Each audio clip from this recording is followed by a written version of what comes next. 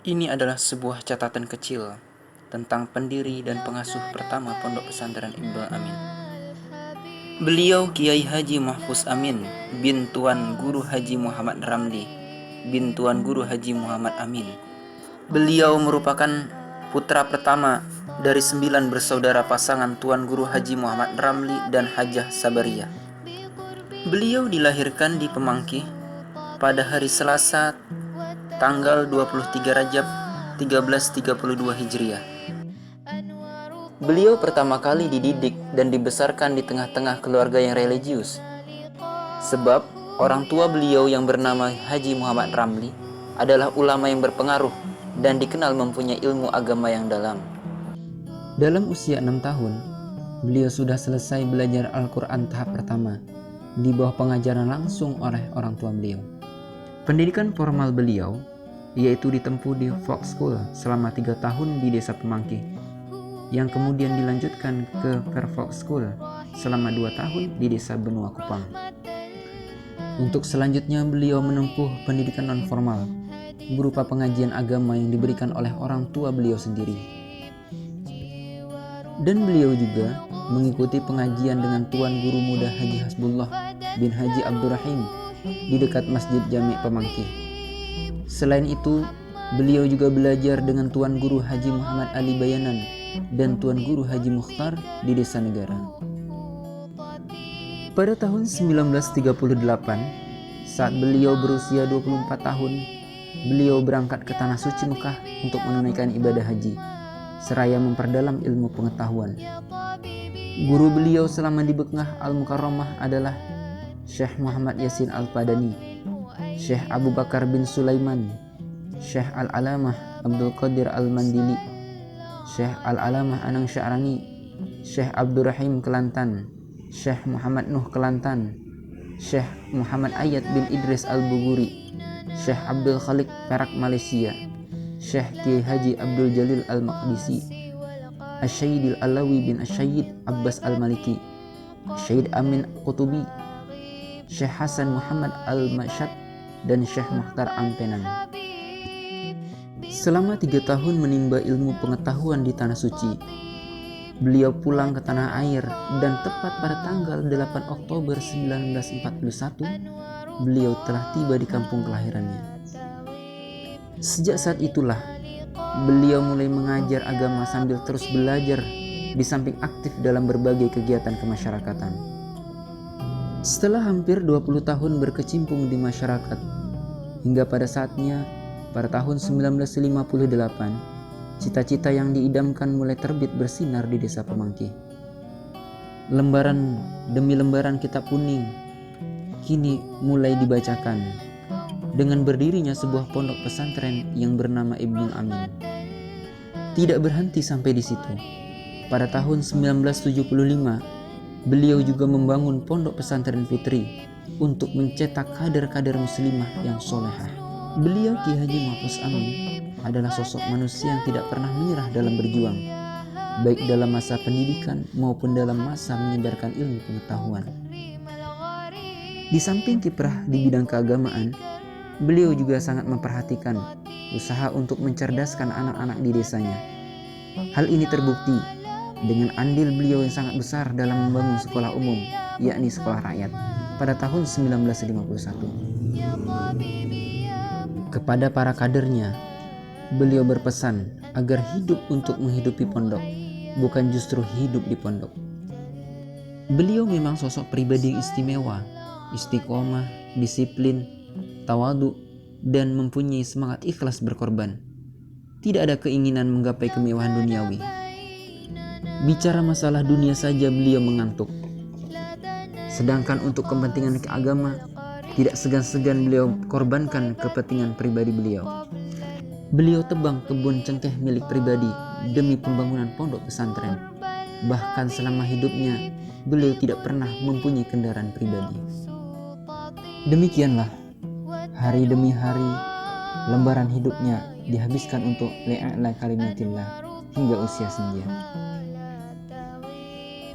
Sampai pada saatnya, pada hari Minggu pukul 8.45 WITA, tanggal 21 Zulhijjah 1415 Hijriah.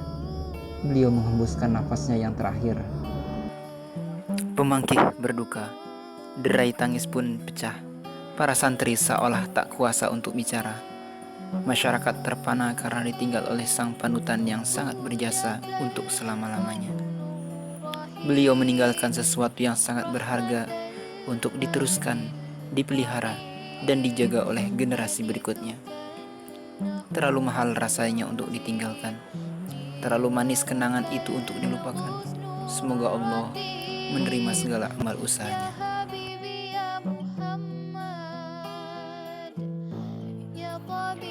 Selanjutnya, tongkat estafet perjuangan diteruskan kepada murid beliau, Ayahanda Kiai Haji Mokhtar HS.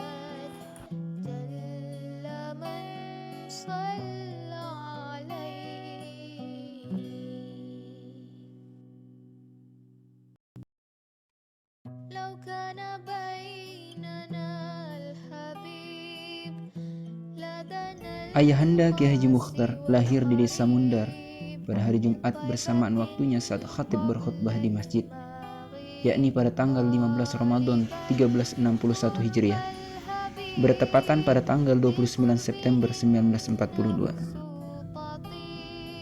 Orang tua beliau adalah Ayahanda Salman dan ibunda beliau adalah Hajah Andaluh. Saudara-saudara beliau adalah Hajah Thaibah, Siti Sahrah, Hajah Salhah, dan Su'adah.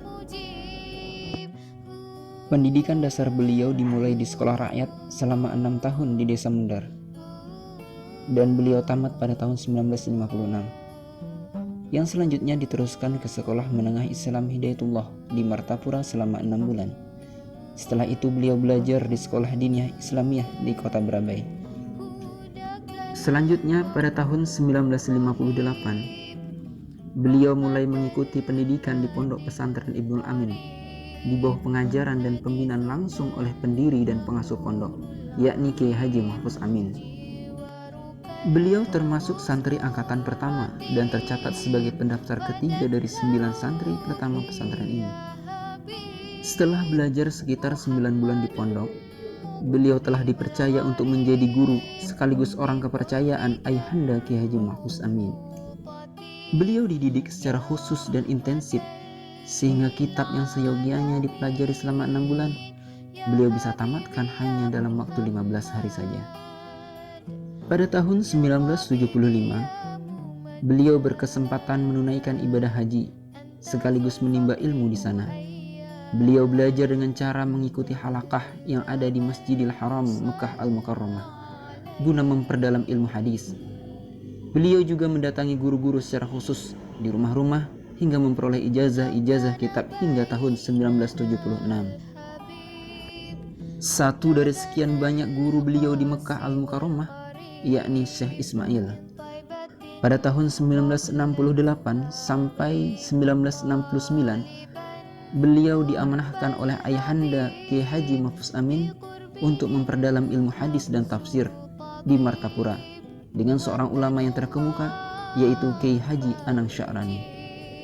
Sehingga sejak tahun 1976, beliau telah dipercaya untuk memegang tanggung jawab di Pondok Pesantren Ibnul Amin, baik putra maupun putri.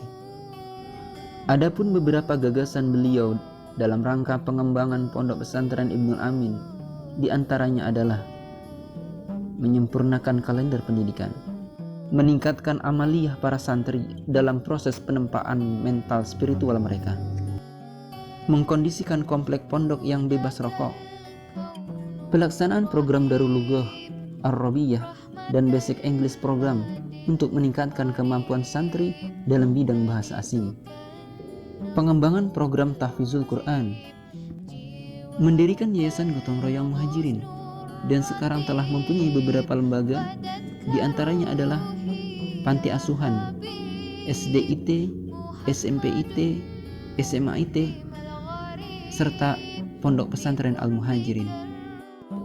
Di samping menjalankan tugas pokok memimpin pesantren, beliau juga aktif mengikuti kegiatan-kegiatan kemasyarakatan dan dakwah melalui majelis taklim, memberikan masukan yang berhubungan dengan berbagai masalah yang berkembang di tengah-tengah masyarakat. Beliau juga membina dan mengembangkan hubungan baik dengan semua pihak, baik lembaga swasta maupun pemerintah, dengan tetap memegang prinsip independensi. Secara moral, beliau mendukung berbagai aktivitas organisasi keagamaan dan kemasyarakatan, namun secara kelembagaan tetap dalam posisi yang netral.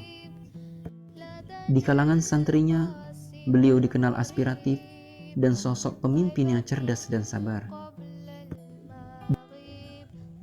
Sebagai bukti keberhasilan selama kepemimpinan beliau, banyak pihak yang telah memberikan pengakuan dalam bentuk penghargaan dengan dianugerahkannya Satya Lencana Wirakarya dari Presiden B.J. Habibie pada tanggal 1 Juli 1999. Penghargaan dalam pertanian atas prakarsa dan prestasi dalam mewujudkan ketahanan pangan yang diserahkan oleh Presiden Susilo Bambang Yudhoyono pada tanggal 9 Desember 2004. Banyak sudah yang beliau telah lakukan, tapi masih banyak lagi yang ingin beliau kerjakan dalam hal memajukan Islam melalui pondok yang beliau pimpin ini. Semoga Allah panjangkan umur beliau dan beliau tetap tegar dalam menghadapi berbagai tantangan zaman.